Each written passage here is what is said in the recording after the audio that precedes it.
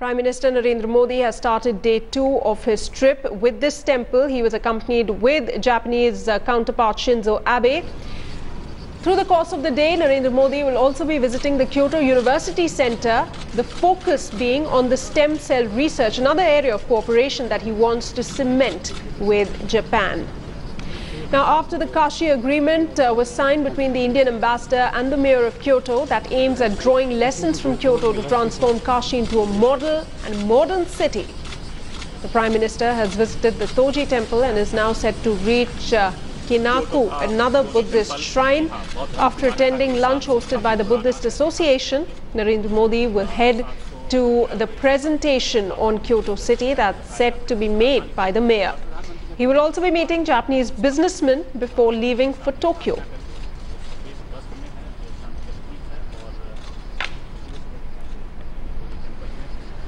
Our Strategic Affairs editor Gaurav Sawant, he's in Japan tracking the Prime Minister's tour very, very closely.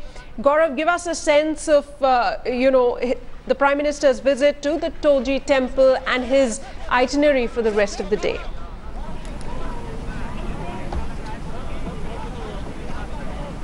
The Prime Minister's visit to Japan is high on symbolism. There are two legs of the Prime Minister's visit. The first leg is very high on symbolism, where he's visiting temples, the Toji Temple, the Henkaku Temple. Immediately after that, the Prime Minister is extremely keen to forge closer cultural and social ties with Japan. Not just this generation, but take it on to the next generation. He's interacting with the youngsters, he's interacting with the youth. It's the Buddhist link. It's in the 8th century that this temple, the Toji Temple, was built, burnt down 4 times, built for the last time in 1644, and that's the way we see it today. The Prime Minister was accompanied by the Japanese Prime Minister Shinzo Abe, 2 close personal friends, and the traditional dinner the two had together yesterday again was high on symbolism. Feeding the fish, that's a Japanese custom, it's a Japanese tradition, a lot to do with perseverance, of giving strength to the fish. It also gives you good luck. So high on symbolism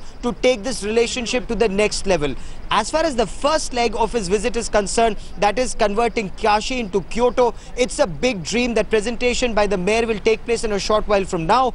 But it's the second leg of his visit to Tokyo that remains the big challenge. That is seeking Japanese investment in Indian industry, in Indian infrastructure, in the field of power. Also an effort to forge closer strategic ties with Japan. Now that will be a big challenge for Prime Minister Narendra Modi, but he, along with his friend and Prime Minister Shinzo Abe, hope to move forward on that front too, Sana.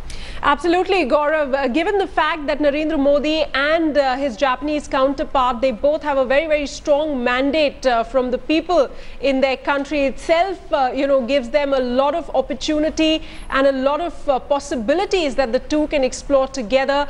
Indeed, this is going to be a looks like that it's going to be a very, very positive tour, a 5-day tour, also not a very short tour indeed for Prime Minister Narendra Modi to visit any country outside of the subcontinent or even within the subcontinent for that matter.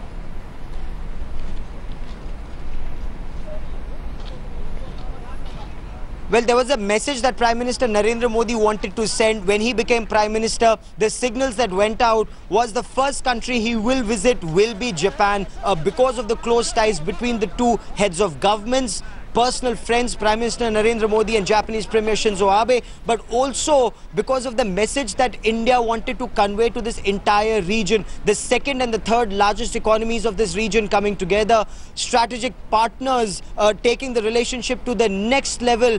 The effort now, it's not being said in as many words, it's also incorrect perhaps to say it in as many words, but India, Japan and like-minded countries coming together to counter the growing belligerence of China in this entire region. Now for India, it's a tightrope walk, as it is for Japan. Both India and Japan, as they seek closer economic ties with China, at the same time they want to ensure that China doesn't flex its muscle too much in this entire region, whether it's in the South China Sea or the disputed border with India in Arunachal Pradesh and in Ladakh. So it's a tightrope walk for India, for Japan.